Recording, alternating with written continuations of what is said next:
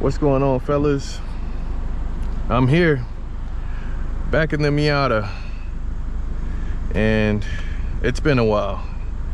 Me and this car has been apart for far too long, in my opinion. But today, and forgive the mess, I didn't have much time to clean it, but I tried to do my best.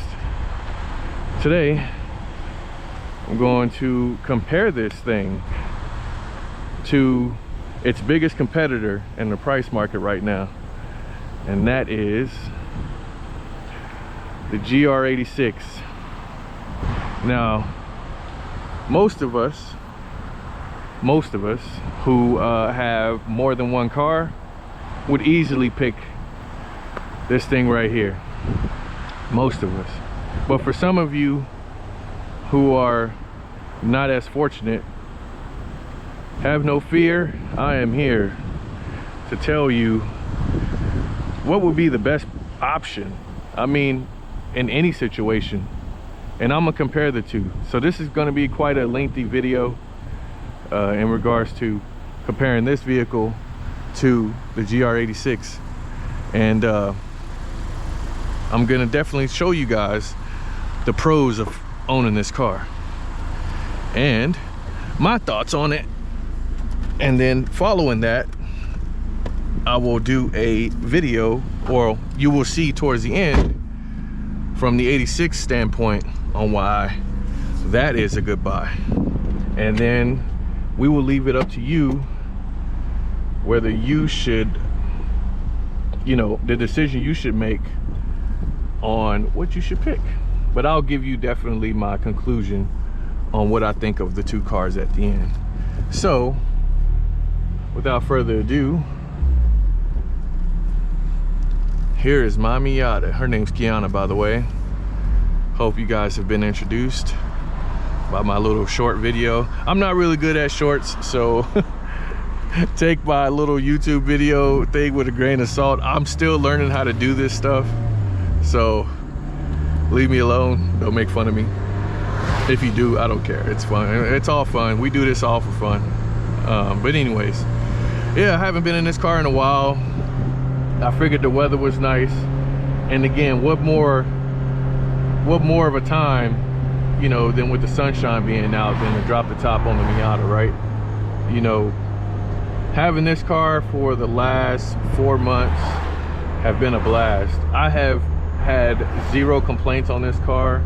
I've rented it out a couple of times to some people, and they have glowing reviews about it, and it was I believe it was their first time driving the Miata as well, and they just wanted the experience. I didn't realize that, you know, renting this out on Turo would be so popular, but it is.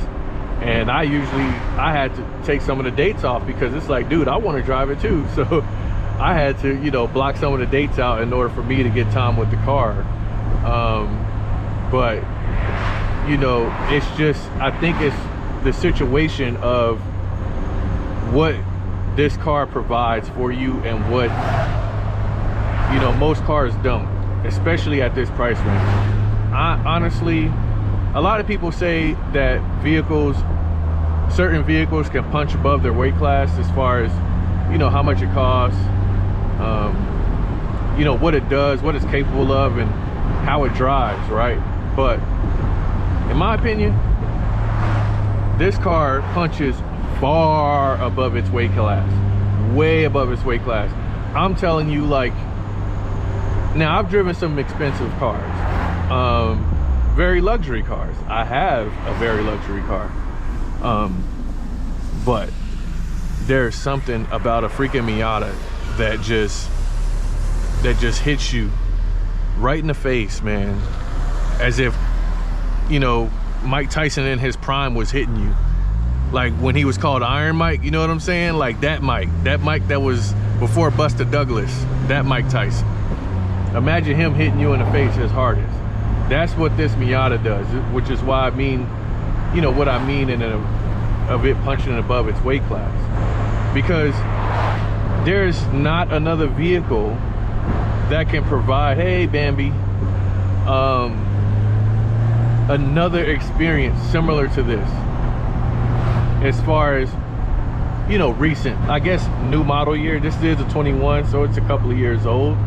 But obviously you have to go a little older, like the S2K or one of the Audis that has a convertible version to it, because they do have older model vehicles that have, you know, convertible versions to them. So you have to go find something a lot older with no warranty. You know, you basically are taking a chance on hoping that the owner took care of his vehicle, because you don't have protection. But if he's charging anything above $12,000–$13,000, I don't know if you could find anything better than this. Even still, you better, I got it for $22,500. So, you know, this car just provides all the features you need, not to mention the best part of all of it being a convertible. So I do have blind spot monitoring, I do have lane keep assist. I'd cut it off obviously, but I have it to my disposal. And when I do eventually take it on the track, which it's leaning towards being my primary track car, you know, I can take off traction control and go to town with it. Now granted, I do have the base model. I've said this before, the base model does not have LSD. Now I haven't been on track, so I can't tell you from experience how big of a gap that is, as far as from this level to the Grand Touring or the club level of the vehicle. But from what I've heard from people who take out the Miata, the sport Miata on track, they have fun. And ultimately, when you want to go to the track, you want to have fun. And for it being my first time, yeah, of course I want to get good and everything like that. But most of all, I just want to learn how to drive better. And for me, driving better outweighs, you know, being the fastest on the track. Because obviously we all know, man, this is the Miata, right? So I'm not going to be the fastest on the track. I'm more or less going to make this car a time attack car to race against myself, to mainly show how good I've gotten over each track day and everything like that. It's more of a progression for me. So when I actually can hit this car at its limits consistently, then, you know, I can move up to a higher trim level of a car. Or maybe I did plan on maybe looking at a supercharger, you know? So I'm just thinking, you know, that this car provides the very foundation of what you need in order to be a decent performance driver. Because it's not fast, you're not gonna run into a tree, although you can if you're really not paying attention. But it's fast enough to where you can have enough fun, even on regular streets such as this. Obviously not right now, because we're in the middle of everybody getting off of work, everybody's going home. So probably not the perfect time to kind of demonstrate stuff like that. But I'm still cruising, the top is down, I'm having fun. This car, most people get sports cars, they want to just drive them fast. But for me, the Miata can do both. You know, I have 2 other sports cars, and driving them slow is boring. This car, driving it slow is not a big deal, because you're chilling. I'm leaning back, you know, I got the wind on me, I'm doing great. I don't mind cruising in the Miata, even though it's a sports car. I don't mind going quick, but I also don't mind cruising either. So when it warrants me to go a little bit faster, it's cool that the Miata could do that. But when it warrants me giving this guy some space up here, because he's probably tired and trying to go home, and just cruise and just let these guys, you know, get to where they need to go, then, you know, that's fine too. And the Miata serves both purposes, because this is a very comfortable place to be. I'm just gonna say it to you, you know, for those of you who haven't been in a Miata, this is a base model. The seats are very, very, very comfortable. Although I do plan on changing the seats just for the simple fact that I want to build the car to my spec. It's just a personal preference, really. But I can tell you from experience that these seats they're not uncomfortable in the least bit. You can drive this car for 3 to 4 hours, which I have driven. I can tell you from experience that these seats are top notch. They look very cheap, but they do not feel cheap. They feel very comfortable. They have a little bit of bolstering, but not too much, which again, I'm just gonna get a bucket seat and call it a day. But if you wanted to keep the stock seats, you won't be disappointed. Now, granted, this car doesn't have an LSD or heated seats or, you know, the Brembo package, but you can add all of that. You can add it all. You can pay half the price of one of those cars that has them and just add them. And I don't think it's that difficult. And again, Miatas are, what do you call, soul snatchers, in the sense of they give you what you want whenever you want it. Now, for those of you who are you know, only one car Jimmys, you know, I only need one car, or I only got one car, and you have no family or no responsibilities to carry more people, then honestly, there's nothing better than a Miata under warranty. And for the new enthusiast or experienced enthusiast that wants to learn how to drive on a track, this car provides everything you need. You can make it a workhorse as a daily driver, or you can make it a track toy, which again, eventually I think this car will roll into a track toy in my situation, but we'll see. But with that being said, guys, I think it's probably the perfect car between $25,000 and $50,000 car, as far as like that price range. It is probably the most perfect vehicle you could get. And now I'm going to also show you another type of sports car that this car compares very, very closely to, and that is the infamous, the great, the awesome GR86 Toyota Type, obviously. So stand by. All right, fellas, we are back in the great 86. And this car is probably the closest thing to a perfect car that you can get around this price range. Not a Corolla, not a Miata, not a, what else is in this price range? A Elantra N, a Veloster N, none of that. This is it. You wanna know why? I'm gonna tell you. Firstly, I'm in track mode. That tachometer is legit and it's badass, and it reminds me of a FL5, which is about 50 grand. So that's one. Number two, the shift. The transmission in this car is very underrated. A lot of people say that it shifts nice, but I think it shifts well enough, or great rather. I don't think there are any issues with this shifting at all. Not in the least bit. I think this car punches way above its weight class. I think even better in some retrospects than the Miata does.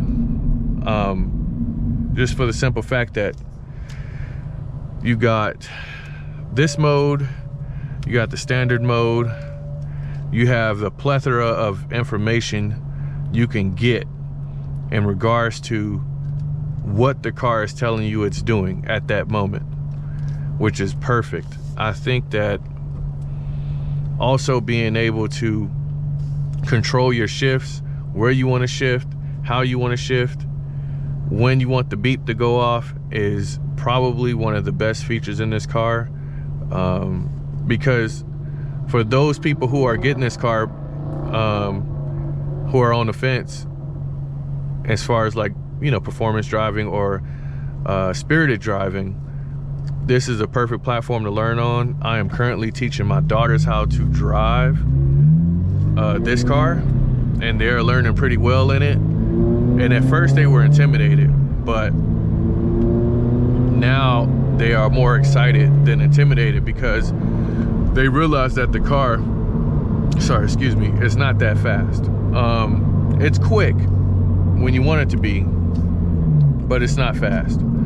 And that safety, that you know, peace of mind of not thinking that you're not going to rear yourself off the road is really good for beginners like them, in order to grasp the concept of driving, especially driving a stick shift.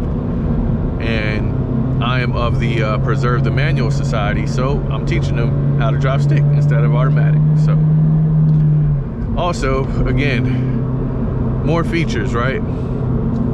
The way that this car just responds to steering, I think, is second to none, and it's built to please, because this is too fun. This is way too fun. Now you get a little drone just due to the MBRP exhaust, but this is just, you could deal with that. You'll let that slide, you know what I mean? Like, knowing that you're just having too much fun going at a certain speed and letting the engine rev out, you'll let the little drone slide, because again, when you want it to get quiet, it'll get quiet. The other thing, the amount of people who love the way this car look is way more, from my experience, than getting in the Miata. Now, I am of the Miata fan club as well, just like most of you who do dig the Miata. I like the ND look. I don't mind it at all. I don't even mind the a couple of generations before that. The Miata doesn't look ugly at all. I think that this car, the reason why it's appealing and people mistake it, even non-car people, obviously, they mistake it for like a Supra or something more exotic, is because of the silhouette that it exudes when people just glance at it. Like, obviously we all know as enthusiasts what this car replicates. It replicates a GT3, and we all know there are body kits out there that makes this car transform into a GT3. It looks just like one, wing and all. And I think those looks of a traditional, what you would think in your head is a sports car, go a long way with people as far as looking, you know, for their first sports car, or a sports car that they want to really learn how to drive. They want something that looks the part, you know what I mean? And this car definitely looks the part, for sure. It's the perfect shape of a car, you know, that you would, the first car you would think of when you think of a sports car, it looks just like this. And that's really cool. And again, the amount of people that ask me, you know, what kind of car is this, is mind-boggling, because I've never gotten that type of interest outside of the GR86. As far as, I mean, again, don't get me wrong, the Miata gets some looks now. Now, Miata ain't no slouch. It gets looks. But boy, this A6 is on another level when it comes to, when you get it right, when you get the build right. I don't know, man. Don't nothing look better than this. Now, Miata got the Rocket Bunny, but that HKS Type R body kit just makes this car look perfect. And even out the box, I would say stock, this car looks way better anyway. And that's just my opinion. But also what this car has going for it is it has a little bit of a back seat. I guess you could use it. I've used it a couple of times. You know, it's usable. For those who say that it isn't, it is. You could use the back seat, but you could also fold it down and put more stuff in there. So again, the practicality, check mark. There are cars that are more expensive than this aren't as big, GR Corolla, I'm looking at you. It's very small in there. I'm gonna just tell you guys right now. I sat in it. It's not that big. It really isn't. Those back seats, good luck. You could use them, but you'll be just as tight back there as you would back here, or at least in the passenger and the backseat passenger on this car, just due to my driving position.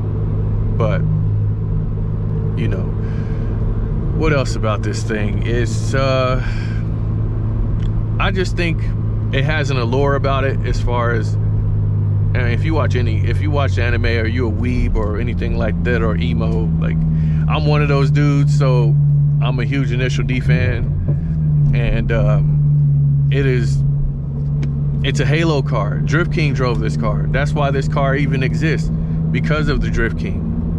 They wouldn't even make this car anymore if it wasn't for somebody who drove the 86 before or made it famous. Not only did Takumi make it famous, the Drift King made it famous. So well, the Takumi was based off the, yeah, you get it, you know, the story came from the Drift King. So Drift King was the original, the OG. But again, there's no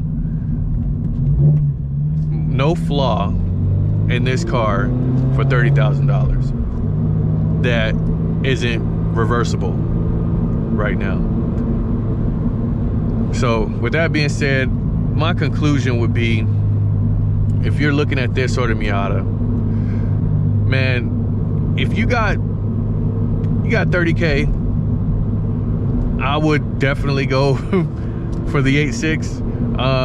But if you have another car, now here's the thing, for those of you who are still who have still stuck around. If you have another car that's a 4-door or any type of, like, anything that can fit people in it, and you got a family, go get the damn Miata.